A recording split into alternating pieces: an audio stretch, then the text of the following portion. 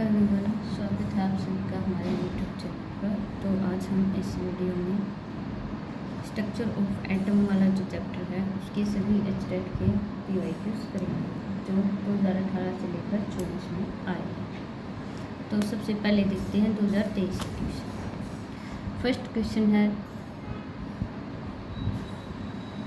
The number of radial node for 4p orbital is, यानी कि radial node पूछा है। तो रेडियल नोड के लिए हमारा फॉर्मूला होता है n माइनस एल माइनस 1, ठीक है।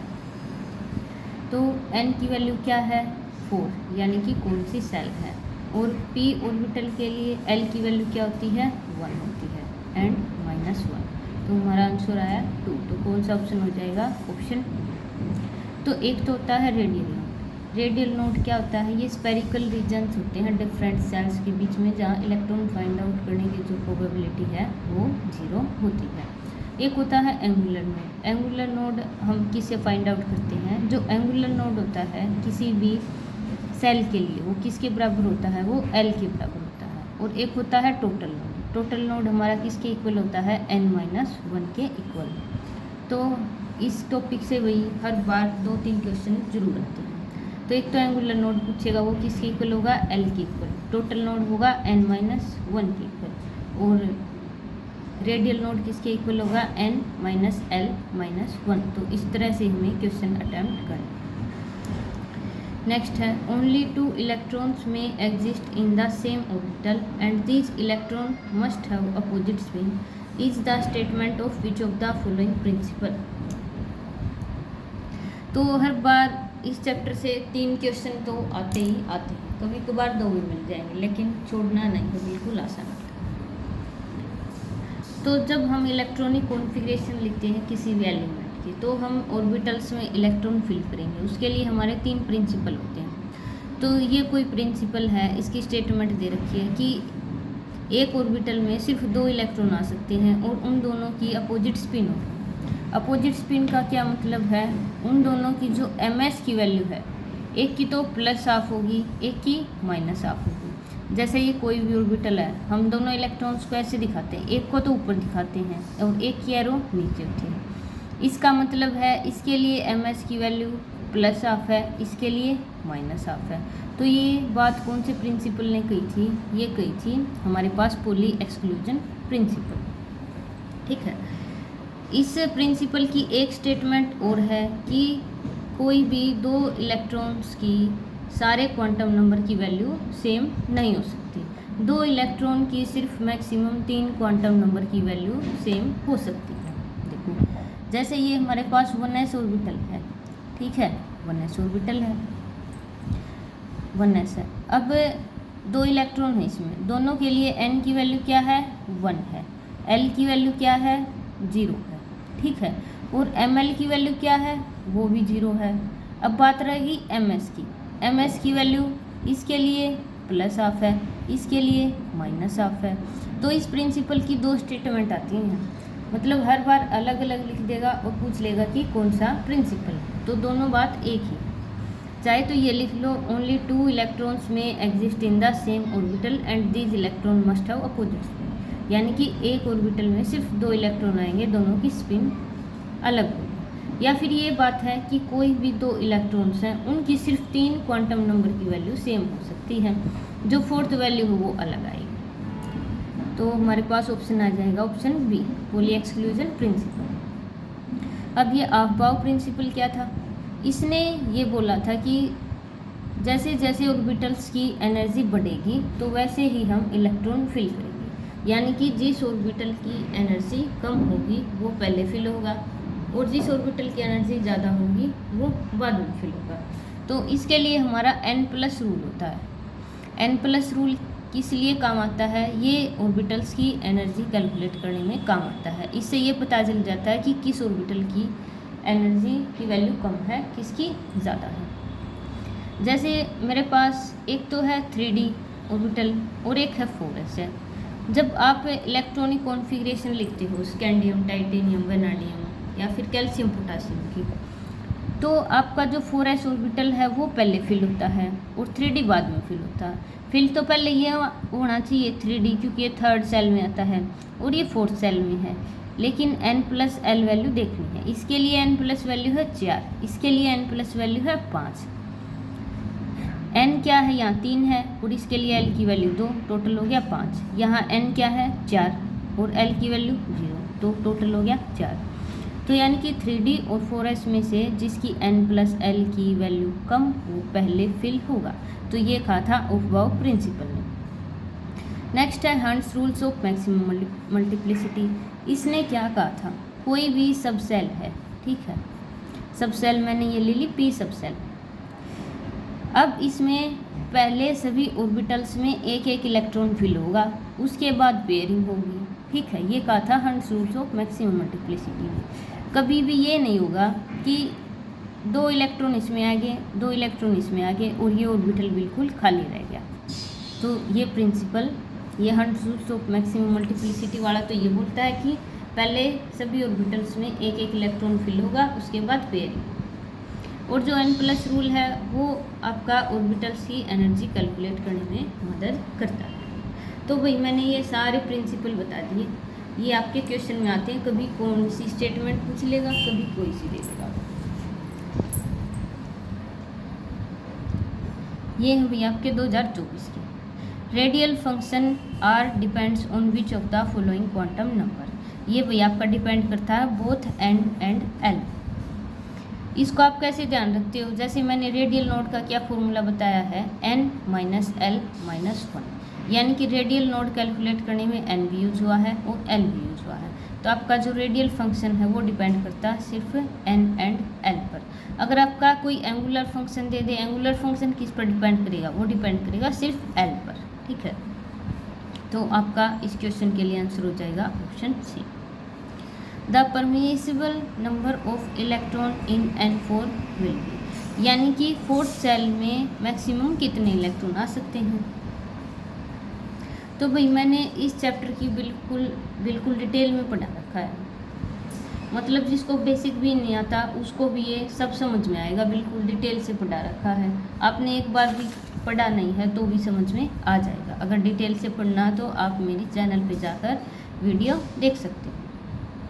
तो अब पूछा है कि number of electrons fourth shell में, तो किसी भी सेल में जो मैक्सिमम नंबर ऑफ ऑर्बिटल्स होते हैं वो होते हैं आपके पास n² के इक्वल, और एक ऑर्बिटल में 2 इलेक्ट्रॉन आते हैं। तो मैक्सिमम नंबर ऑफ इलेक्ट्रॉन कितने होंगे, वो हमारे 2n² हो जाएंगे।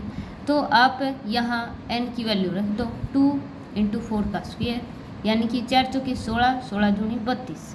तो ये जो फोर्थ सेल है इसमें हमारे पास 32 इलेक्ट्रॉन आएंगे। तो ये भैया आपका डायरेक्ट फॉर्मूला है, याद करके जाना है।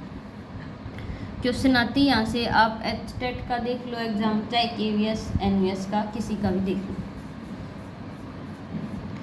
अब आपकी फोर्थ सेल का क्या मतलब है, इसमें 4s प्रेजेंट है, इसमें 4p प्रेजेंट है, इसमें 4d है, इसमें 4f है, ठीक है। अब इसके अंदर 7 ऑर्बिटल है, 4f सब सेल के अंदर 7 ऑर्बिटल का क्या मतलब है, टोटल 14 इलेक्ट्रॉन आएंगे। d के अंदर अपने पास 5 ऑर्बिटल होते हैं, एक ऑर्बिटल में 2 इलेक्ट्रॉन, तो टोटल 10 इलेक्ट्रॉन आएंगे इसमें। और 4p है, 4p में अपने पास 3 ऑर्बिटल है, एक में 2 आएंगे, तो टोटल 6 इलेक्ट्रॉन आ सकते हैं इसमें। और 4s में हमारे पास एक ऑर्बिटल होता है, तो मैक्सिमम 2 इलेक्ट्रॉन आ सकते हैं। जब आप इन सब को ऐड करोगे तो भी हमारा आंसर 32 ही आएगा। तो ये तो होती है आपकी short trick. Maximum number of electron पूछे किसी भी सेल में तो आपका 2n² से सोल्व होगा, और सिर्फ ऑर्बिटल पूछे तो n² से सोल्व होगा। The wavelength of a ball of mass 100 gram moving with a velocity of 10 metre per second. वही देखो, ये क्वेश्चन आपका HTET 2022 में भी आया हुआ है, ठीक है। और आपका जो हरियाणा में PGT लेक्चरर के लिए जो स्क्रीनिंग का पेपर हुआ था उसमें भी आया हुआ था। तो ये मत मानो कि HTET के क्वेश्चन बस HTET में ही आते हैं, नहीं, सेम क्वेश्चन रिपीट होते हैं। आप चाहे KVS NVS किसी का भी स्क्रीनिंग एग्जाम देख लो, PGT लेवल पे क्वेश्चंस वही रहते हैं, क्योंकि टॉपिक तो वही है, ये तो है नहीं कि नए टॉपिक हैं। तो ये क्वेश्चन आपका आया है डी ब्रोगली हाइपोथेसिस से। वो क्या कहता है, कोई भी मूविंग ऑब्जेक्ट है तो उसके पास दोनों कैरेक्टर होंगे, वेव लाइक कैरेक्टर भी और पार्टिकल लाइक कैरेक्टर भी। तो जो वेवलेंथ एसोसिएटेड होगी वो किस फॉर्मूले से आएगी, जो वेवलेंथ होगी उस पार्टिकल की h/mv फॉर्मूले से निकलेगी। h क्या है, प्लैंक कांस्टेंट, ये आपका मास है, ये आपकी वेलोसिटी है। तो अब इसने मास दे दिया, वेलोसिटी दे दी, h की वैल्यू हमें पता है, h क्या है, प्लैंक कांस्टेंट, वैल्यू कितनी है 6.634। देखो ये है वैल्यू प्लैंक कांस्टेंट की, वही पेपर वाले ने यहाँ वैल्यू नहीं दी, तो आपको याद रखनी है, ठीक है। ये है आपके पास जूल सेकंड, ठीक है। अब मास कितना दे रखा है 100 ग्राम, लेकिन ग्राम में नहीं लेना, इसको मेरे को किलोग्राम में कन्वर्ट करना है। किलोग्राम में करूँगी तो 1000 से डिवाइड करूँगी, 1000 ऊपर चला जाएगा, ठीक है। अब है वेलोसिटी, वेलोसिटी हम मीटर पर सेकंड में लिखते हैं, ये अपने पास 10 मीटर पर सेकंड है, ठीक है। अब देखो 1000 से 1000 कैंसिल, आंसर क्या आया 6.634 × 10⁻34।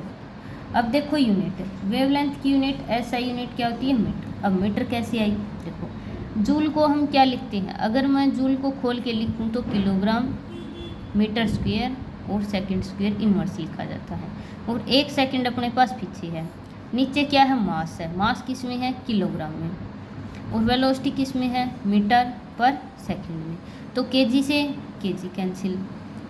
अब ये सेकंड इनवर्स ऊपर जाकर क्या हो जाएगा, सेकंड स्क्वायर हो जाएगा, सेकंड स्क्वायर से ये सेकंड स्क्वायर इनवर्स कट जाएगा। अब 2 मीटर ऊपर है, 1 नीचे है, 1 मीटर कैंसिल हो जाएगा, ऊपर 1 मीटर बचेगा, तो आपकी यूनिट भी मैच कर गई। तो कौन सा ऑप्शन है, option A.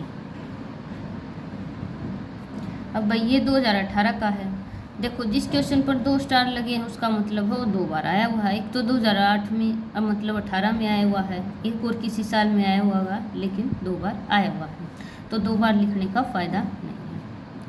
What is the total number of orbitals associated with principal quantum number, यानी कि थर्ड सेल है, उसमें क्या पूछा है, ऑर्बिटल्स। ऑर्बिटल्स कैसे आएंगे, हमारे पास n स्क्वायर से, n की वैल्यू क्या है 3 है, 3 का स्क्वायर यानी कि ऑप्शन सी।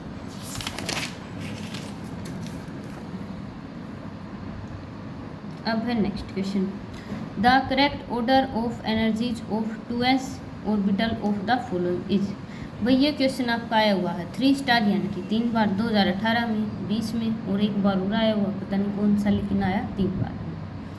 तो यानी कि 2s ऑर्बिटल की एनर्जी देखनी है आपको, किस किस की, हाइड्रोजन एटम की, लिथियम की, सोडियम की, पोटासियम की, ठीक है। सबका क्या है 2s ऑर्बिटल लिया गया है, ठीक है, यानी कि जो n की वैल्यू है वो क्या है 2 है, लेकिन z की वैल्यू क्या है, z क्या होता है एटॉमिक नंबर, ठीक है, वो सब की क्या है अलग है। तो आपके पास एनर्जी का ये फॉर्मूला होता है -2.18 × 10⁻18, ऊपर होता है z स्क्वायर, नीचे होता है n स्क्वायर और पीछे लगता है जूल, ठीक है। अब देखो 2s ऑर्बिटल का क्या मतलब है, n की वैल्यू 2 है, n की वैल्यू सभी में 2 है, तो ये वाला फैक्टर हमारे पास इफेक्ट नहीं करेगा, ये भी सब में कॉमन है, इसको भी कैंसिल कर दो। एनर्जी सिर्फ किस पर डिपेंड करी, इस पर डिपेंड करी, और आगे माइनस का निशान भी है, ठीक है। अब देखो हाइड्रोजन के केस में Z की वैल्यू क्या है 1 है, लिथियम के केस में लिथियम का एटॉमिक नंबर 3, सोडियम का 11, पोटासियम का 90। तो देखो अब इस Z स्क्वायर की वैल्यू जितनी ज़्यादा होगी आपकी एनर्जी उतनी ही नेगेटिव होगी, ठीक है। अब जितनी बड़ी नेगेटिव वैल्यू होती है वो एक्चुअल में उतनी ही छोटी होती है ना। तो पोटासियम के केस में यहाँ क्या आएगा 19 का स्क्वायर आएगा और आगे माइनस का निशान लगेगा, तो ये जो वैल्यू है ये सबसे बड़ी वैल्यू है, कौन सी, नेगेटिव की। तो नेगेटिव में वैल्यू जितनी ज़्यादा बड़ी होती है वो एक्चुअल में उतनी ही छोटी होती है। तो सबसे कम एनर्जी किसकी होगी, पोटासियम की, और सबसे ज़्यादा किसकी होगी, हाइड्रोजन की। अब हाइड्रोजन में क्या है, हमें तो 1 का स्क्वायर करना है, आगे नेगेटिव निशान है, तो हाइड्रोजन के केस में जो वैल्यू है वो कम नेगेटिव है। कम नेगेटिव का मतलब वो असली में तो बड़ी है, तो सबसे ज़्यादा एनर्जी किसकी आ जाएगी, हाइड्रोजन की, लिथियम की, सोडियम की, पोटासियम की, ठीक है।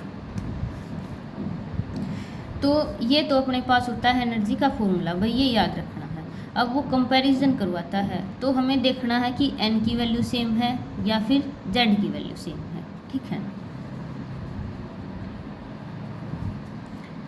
तो नेक्स्ट क्वेश्चन है ये भी आपका 3 बार आया हुआ है। The number of angular nodes for d orbital 2019 में, 20 में और एक और है, ये किसके चल रहे हैं? हाँ, ये 18 में आया हुआ है। ये 3 स्टार है, 3 बार आया हुआ है।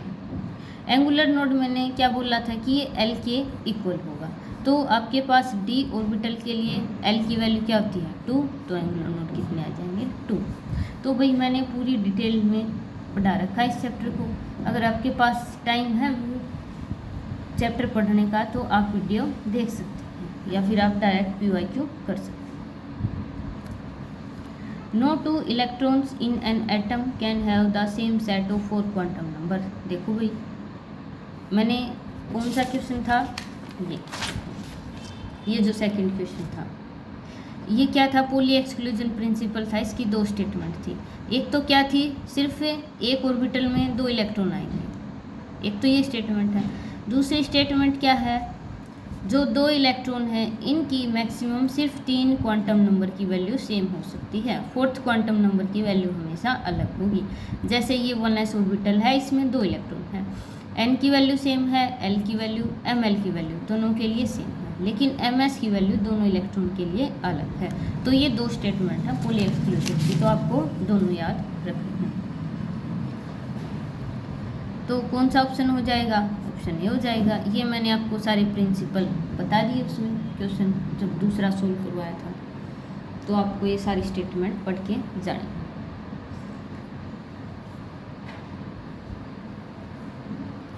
अब है the maximum number of electron in the shell with principal quantum number is equal to, ठीक है।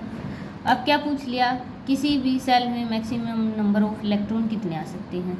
ऑर्बिटल के लिए आपका फॉर्मूला होता है n², यानी कि किसी भी सेल में मैक्सिमम नंबर ऑफ ऑर्बिटल होते हैं आपके n² के बराबर।